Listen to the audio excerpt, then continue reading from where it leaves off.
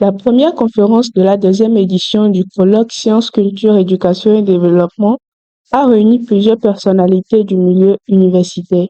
En ouverture, le professeur Dominique Souflé a souhaité la bienvenue aux participants. Excellences, Monsieur le recteur de l'université, Mesdames et Messieurs les directeurs, Mesdames et Messieurs les chefs d'institut, chers collègues enseignants dans l'éthique et de la perspective, chers étudiants, Mesdames et Messieurs. Le professeur Guy-Alain Alitonou a ensuite prononcé le discours d'ouverture, mettant en avant l'importance du colloque comme espace de réflexion interdisciplinaire et réaffirmant l'engagement du monde académique pour le développement par la science, la culture et l'éducation. Chers collègues, mesdames et messieurs les membres du comité d'organisation, c'est pour moi un immense honneur de prendre la parole aujourd'hui à l'occasion de ce colloque intitulé Sciences, Culture, Éducation et Développement, qui s'articulera du mois d'avril au mois de juillet de cette année académique. Le recteur de l'université d'Abomey-Calavi a également adressé quelques mots aux participants, marquant son soutien à l'initiative. L'organisation de cette deuxième édition du colloque Sciences, Culture, Éducation et Développement, dont le thème vise à promouvoir l'émergence d'une éducation de qualité pour tous les citoyens tout au long de la vie, à travers des échanges entre les acteurs de la recherche et de l'innovation de la société africaine, est un peu particulier en ce qu'elle vise un réchauffement durable des relations entre les universités du Bénin, de la France, les universités privées partenaires et le monde des employeurs des produits formés.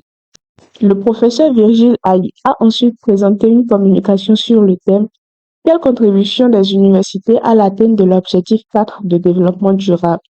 Il a souligné le rôle crucial des universités dans la promotion d'une éducation de qualité, un levier essentiel pour le développement économique et social. Les universités sont structurées, mais institutionnellement en délicatesse.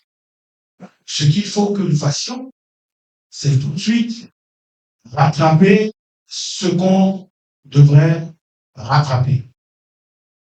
Pour qu'il y ait secteur privé de l'enseignement supérieur, il faut des tests. S'il n'y a pas de tests, ce sera chimère. Donc, première chose, il faut des tests. Ces tests juridiques qui confortent. Parce que quand on le dit, il y en a qui disent, tant qu'il n'y a pas eu de tests, contentez-vous de ce qu'il y a. Et je dis, mais mon cher ami, je t'ai vu avec ta Renault 4 dans ce pays. Mais pourquoi aujourd'hui tu roules en Highlander? Va rechercher ta... C'est ça les conséquences. C'est ça les conséquences. Et après, quand ça pète complètement, on ne voit plus qui est responsable. Et comme je l'ai dit à mes collègues, quand ça va péter, nos enfants, même depuis nos maisons, seront complices d'une notre poursuite avec des bâtons. Vous avez vu la bataille générationnelle? Et un sage me disait, non, ça n'aura pas lieu. Mes chers collègues, ça risque d'avoir lieu. Ça aura lieu parce qu'on a vendu des illusions aux jeunes. Un temps d'échange a suivi la présentation, permettant aux participants de discuter et d'approfondir les points soulevés.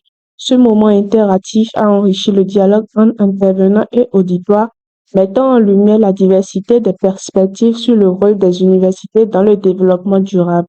Je voudrais saluer ceux qui ont cru fermement à cette initiative, l'ont soutenue et y ont mis tous les moyens possibles à leur disposition pour sa tenue effective. La première conférence s'est conclue dans une ambiance conviviale avec une photo de famille suivie d'une pause café. Les organisateurs ont déjà annoncé la deuxième conférence dans les jours à venir.